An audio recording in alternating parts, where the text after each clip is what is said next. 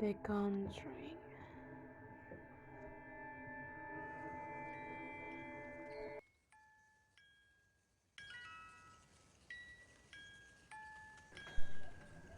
Real-life house hunters Ed and Lorraine Warren are asked by a mother to come to her home where her husband and their 5 young daughters are experiencing something supernatural. Within minutes of arriving, the duo relates they are up against something stronger than ever.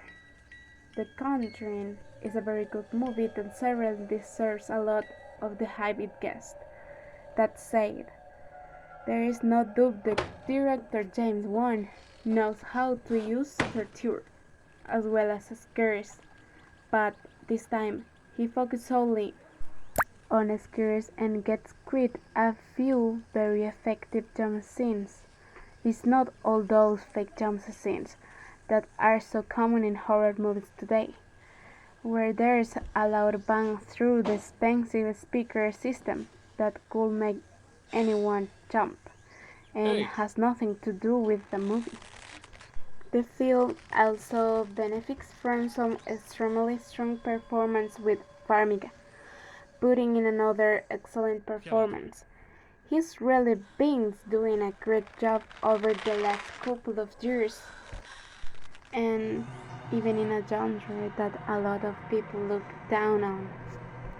Wilson is also effective as her husband. The chemistry between the main actors is very good. But one thing is the romance, and another is the highly terrifying and creepy scenes of the film. The performance of the woman playing the possessed mother is one of my favorite scenes. The way she expressed the pain of a possessed character is very interesting. The first time I saw that movie, I was fascinated. Clearly, this film expresses very well what the Warrens wanted. To make it as real as possible, the actors spent several days with the real Lorraine to fill in the gist of the dark experience, and as tribute, she made a small cameo. To return to the rules of classic horror, the return of tension and authenticity, and the role of acting as something more than an ingredient of screams. Conjuring has a strong history, and this is used wisely, softly, and believably. The fight against evil has a new form and flesh.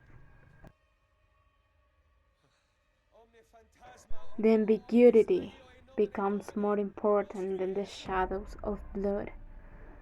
The tragedy of a family is not only impressive, but so realistic that it imposes on the viewer a strange and ancient emotion to be part of the story.